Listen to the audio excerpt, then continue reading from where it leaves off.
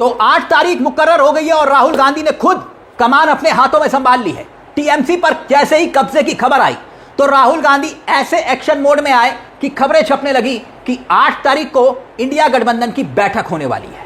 तो क्या मोदी को हटाने के लिए कोई फाइनल फैसला होने वाला है?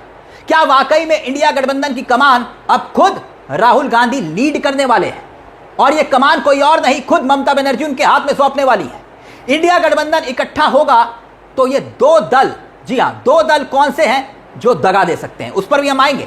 लेकिन हेडलाइंस, सबसे पहले हेडलाइंस क्या है? दिल्ली में 8 जून को इंडिया ब्लॉक की बैठक संभव, राहुल, ममता और अखिलेश समेत 15 दलों के नेता आ सकते हैं एकजुटता पर चर्चा। अगली हेडलाइन देखिए। अगली हेडलाइन में लिखा है कि टीएमसी में घमासान के बीच इंडिया की बड़ी बैठक 8 जून को, विपक्ष का महामंथन। यानी कि जहां एक तरफ ममता बनर्जी की टीएमसी टूट रही थी, ममता बनर्जी के अपने उनको दगा दे रहे थे, तब उसी वक्त राहुल गांधी एक्शन मोड में आते हैं। यानी कि वो ममता बनर्जी जो कल तक राहुल गांधी के साथ खड़े होने को तैयार नहीं थी, वही राहुल गांधी लगातार फोन पर ममता बनर्जी से बातचीत कर रहे हैं।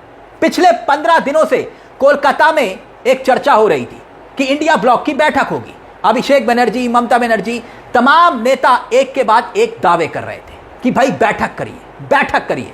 लेकिन अब खबर यह आ रही है कि राहुल गांधी ने यह तय कर लिया है कि बैठक अब होकर रहेगी। लेकिन इस बैठक को लेकर तमाम तरह के कयास लग रहे हैं।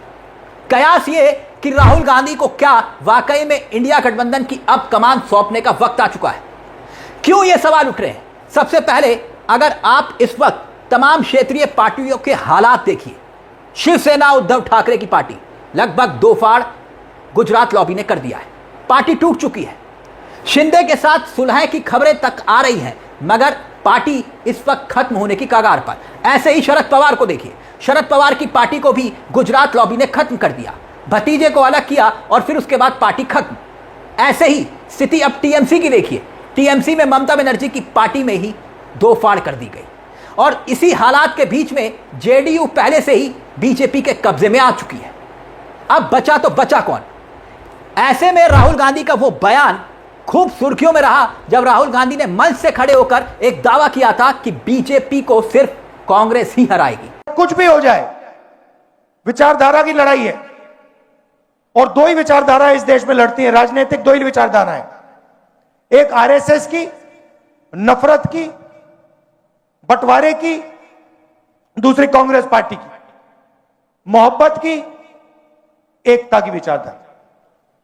आप देख लेना, बाकी सारी की सारी पार्टियां इनके सामने नहीं खड़ी हो पाएंगी, एक नहीं हो पाएगी और अंत में सिर्फ कांग्रेस पार्टी खड़ी होगी और कांग्रेस पार्टी इनको हराएगी। आप याद रखो मैं क्या कह रहा हूं, नरेंद्र मोदी को, अमित शाह को कांग्रेस पार्टी हराएगी, बीजेपी को कांग्रेस पार्टी हराएगी। तो क्या उसी कड़ी में अब यह संकेत है इस बैठक के भीतर? वैसे 2 दल जिनका जिक्र किया जा रहा है जो इस बैठक में नदारत होंगे, एक दल और छूट गया जिसके भीतर 2 फाड़ हो चुकी है, आम आदमी पार्टी। आम आदमी पार्टी यानी कि अरविंद केजरीवाल, देखिए ना, पंजाब चुनाव से ठीक पहले तमाम सांसदों का टोला आम आदमी पार्टी को छोड़कर चला गया। तो यह सब कुछ बताता है कि अब क्या एक छाते के नीचे आने का वक्त आ चुका है और उस छाते की कमान खुद राहुल गांधी संभालने वाले हैं और यह कमान खुद विपक्ष के वो नेता राहुल गांधी को देने वाले हैं जिनके अपने खुद की पार्टी के अस्तित्व पर खतरा आ चुका है, खतरा मंडरा रहा है। वैसे राहुल गांधी ने एक बैठक पहले भी बुलाई थी, सितंबर के महीने में 2025 में अपने आवास पर। तब उस वक्त कोई फैसला नहीं हुआ था, लेकिन अब हालात बदल चुके हैं।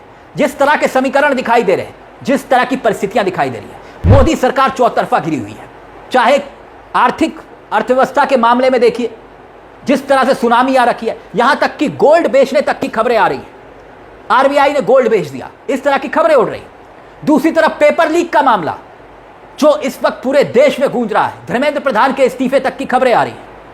यहां तक कि विदेश नीति, एस जयशंकर पूरी तरह से चरमराती हुई, एप्स्टीन का मसला, हरदीप पुरी, पेट्रोलियम यानी कि गैस की किल्लत का मसला, यानी कि हर तरफ से अगर आप देखेंगे तो इस तरफ मोदी सरकार घिरी हुई है।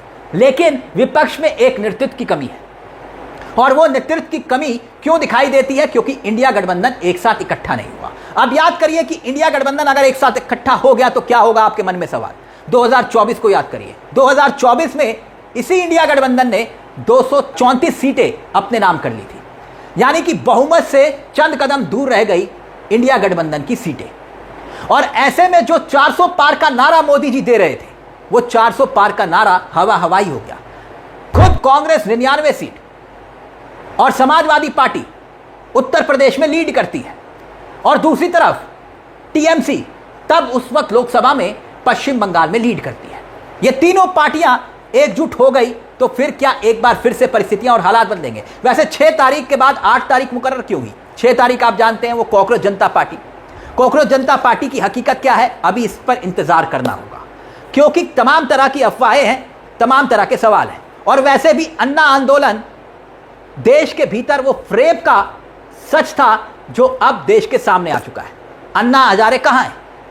वो तो एक फ्रेब और एक धोखा था ना, कि भाई अन्ना हजारे ने आंदोलन किया, अब किसके कहने पर किया, क्यों किया, वो तमाम बातें सामने आ चुकी हैं। तो क्या कॉकरोच जनता पार्टी पर भी जनता इतनी जल्दी भरोसा करेगी? आने वाला वक्त बताएगा। ऐसे में 6 तारीख और दूसरी तरफ 8 तारीख जब समूचा विपक्ष एक साथ एक छत के नीचे इकट्ठा होने जा रहा है। मगर सवाल ये कि क्या राहुल गांधी को कमान सौंपने की अब तैयारी हो चुकी है?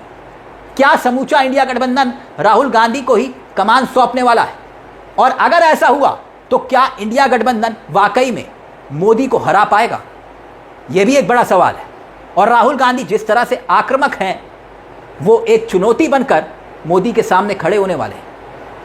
यानी कि 8 तारीख की बैठक में बहुत कुछ तय होने वाला है।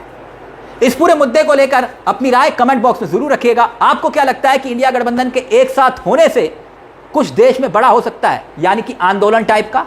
क्योंकि चर्चाएं तो ये भी हैं। अपनी राय कमेंट बॉक्स में जरूर रखिएगा। मुझे तिलक चावला को दीजिए इजाजत। एक छोटी सी दरख्वास्त, अब तक आपने बेल आइकॉन नहीं दबाया तो दबा दीजिए। मंच आप ही का है, जहां सिर्फ हम खबर नहीं दिखाते, खबर के पीछे की खबर भी बताते हैं। नमस्कार, जय हिंद, जय भारत।